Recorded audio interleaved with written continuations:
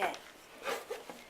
The World According to Humphrey, Chapter 9, The Art of Self-Defense.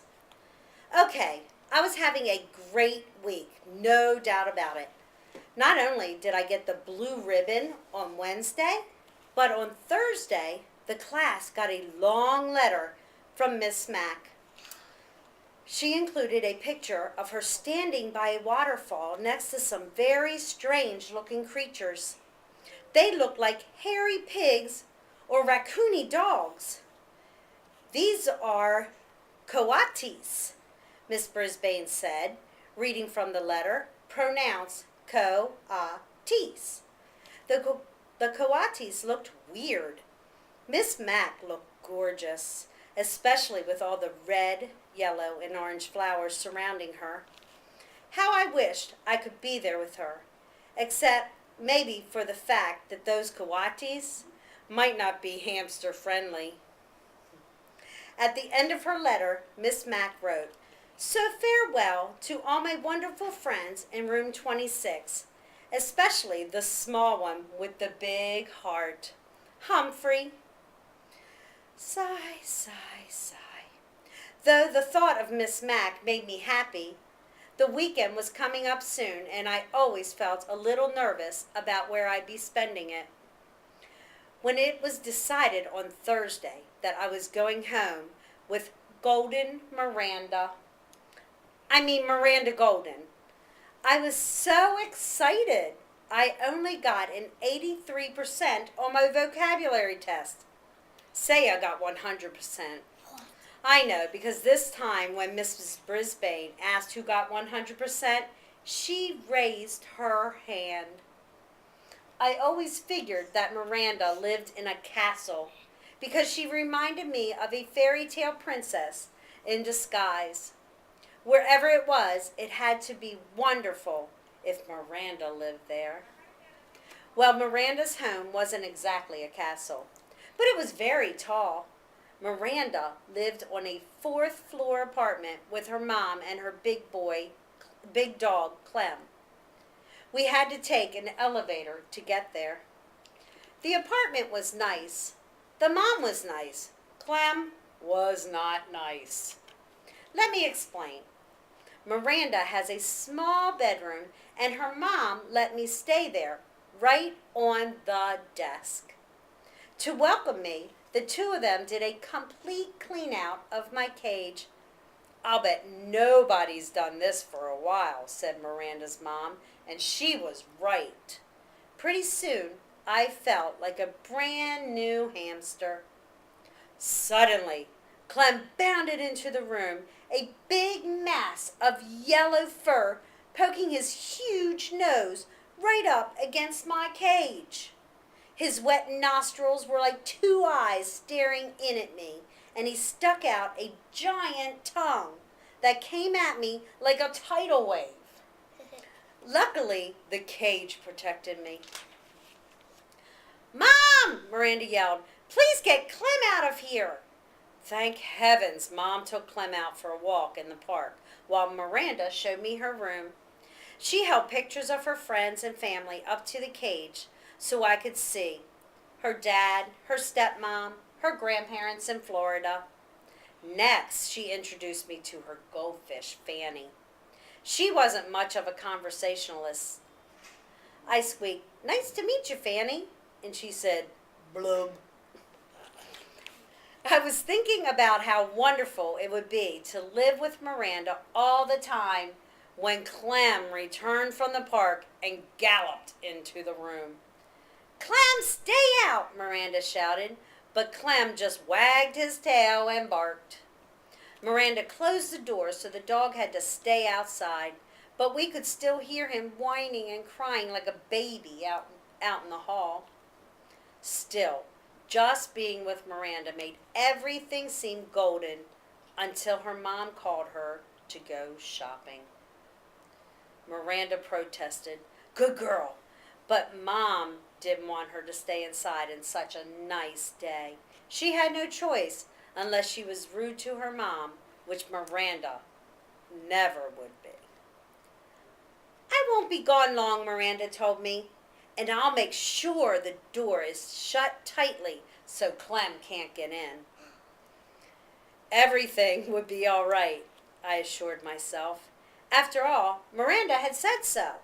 I was all set to get in a good daytime snooze.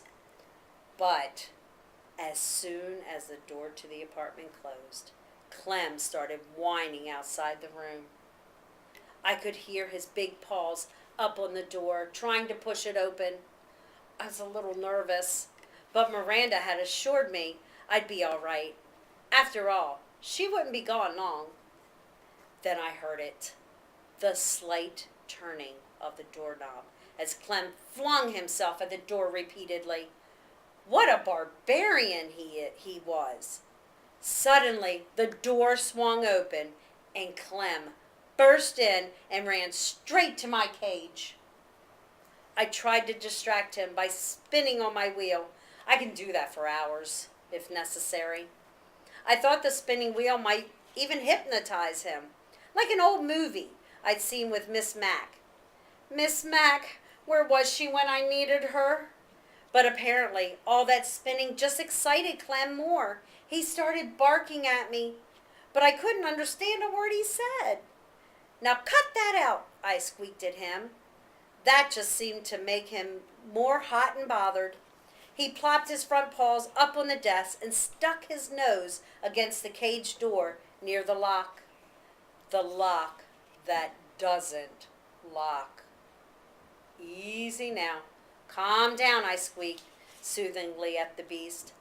But he kept poking his nose at the cage, showing me his huge tongue and his huge teeth around it. Let me just say that Clem could stand some breath mints. He poked the lock again. I knew if he jiggled it enough, the door would swing open and I'd be history.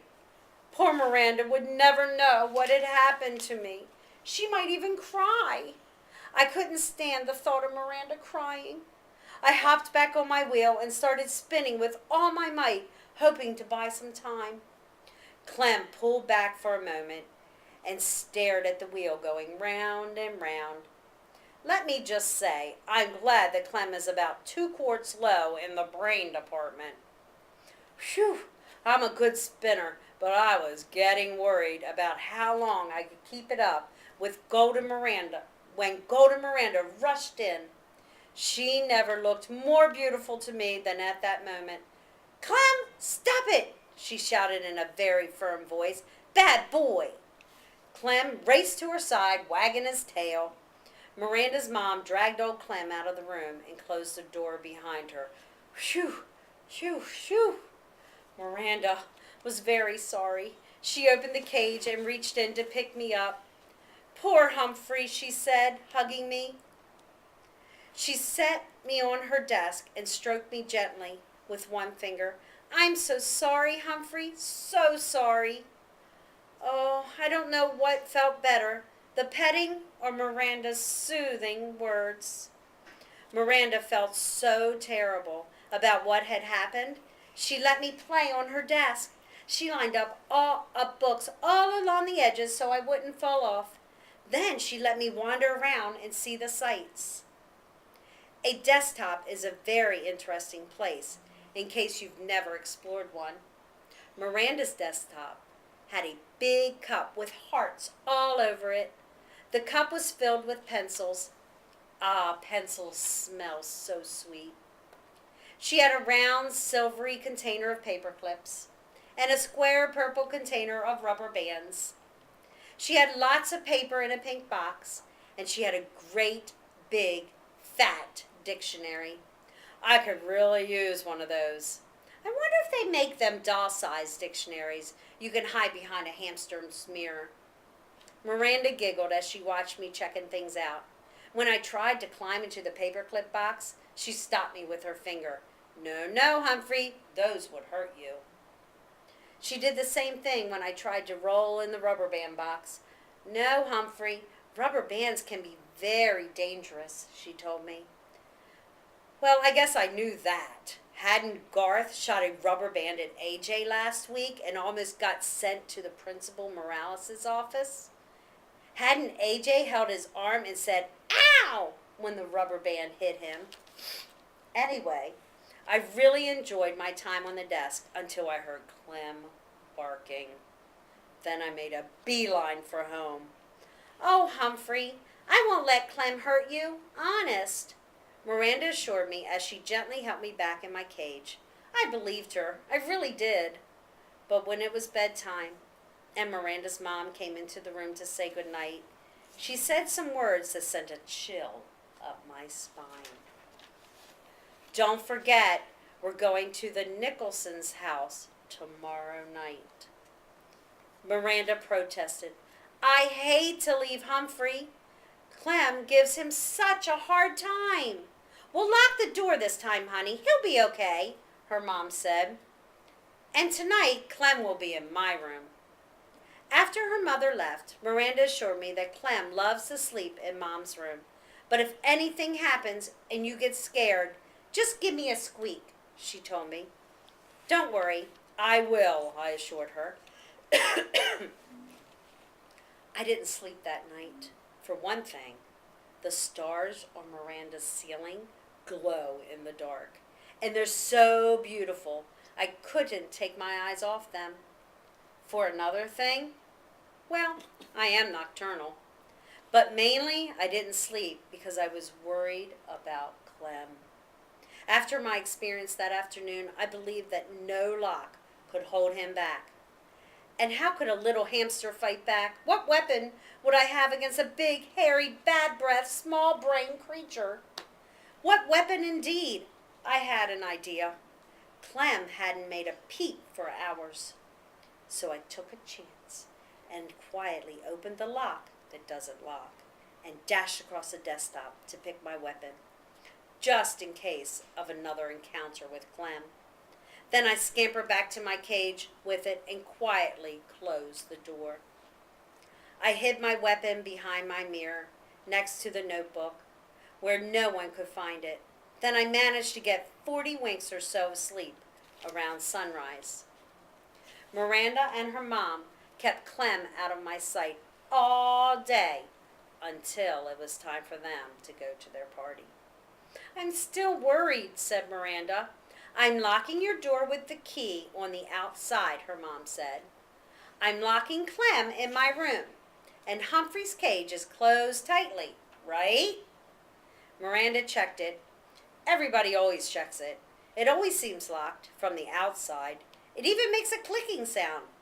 But from the inside, believe me, it's a piece of cake to open.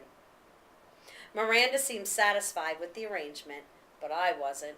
So I remained on high alert all that afternoon and evening, and here's what happened. After Miranda and her mom left, Clem barked for a while. Then I heard jiggling and joggling for about an hour.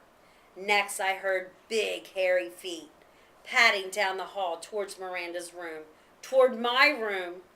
I sucked in my breath and waited. Yes, I knew Miranda's mom had locked the door with the key, but Clem didn't seem to let little things like that stand in his way. The doorknob squeaked and rattled. It twisted and turned. Nothing happened. But that didn't seem to bother Clem, the barbarian. He jiggled and rattled and twisted it some more. When he got tired of that, he threw his whole body at the door. And then, very slowly, the door opened. Clem actually seemed surprised, but I wasn't. I had spent the last 2 hours carefully preparing for this moment. Not that my heart wasn't going thump, thump, thump very loudly. Even Fanny the fish seemed nervous. Clem trotted right up to my cage and stuck his big wet nose up against it. "Stay away! Keep your distance," I squeaked. "I'm warning you." Clem wasn't discouraged one bit. "Woof," he barked, sending a foul cloud of doggy breath my way. I didn't even flinch. He barked a few more times and then began poking his nose against the cage door. I wondered if he actually knew the lock was broken. The time had arrived to put my plan into action. I was in grave danger, and I had no choice. I would only have one chance at Clem because I only had one weapon, a rubber band. It had taken me a long time to get it hooked around the edge of my food dish. Now, I carefully pulled it back as far as I could, aiming directly at this big doggy nostrils. "You asked for it, beast," I squeaked. Then I let loose. The rubber band snapped and sailed through the air, hitting Clem squarely on the nose. He yelped like a baby and raced out of the room as if he'd seen a ghost. Too bad I didn't still have my ghost costume. That would have been a nice touch. I guess Clem wasn't quite as dumb as I had thought because he never even tried to come back in the room again. Of course, Miranda and her mom were really puzzled when they came home and found both bedrooms unlocked and Clem cowering under the living room sofa. "I don't get it," said Miranda. "Humphrey looks just fine. Maybe it was a burglar." But Miranda's mom checked the closets and drawers and nothing was missing. "Now that's a mystery," said Miranda's mother after she'd searched the whole apartment. Miranda stared at me, shaking her head. "If only Humphrey could talk," she said. "But I can if you'd just listen," I told her. "I bet you'd have a lot to tell us," Miranda continued, not understanding my squeaks. Yes, I do, I thought. Enough to fill a book. Tip number 9. Hamsters do not enjoy contact with other animals. A cat or dog may eat a hamster or at least do it bodily harm. Yeah. The end. Thank you, guys. Did you like chapter 9? Yeah, but what does it do when it's done? We're done. I gotta go turn it off. Hopefully it recorded. Uh-huh.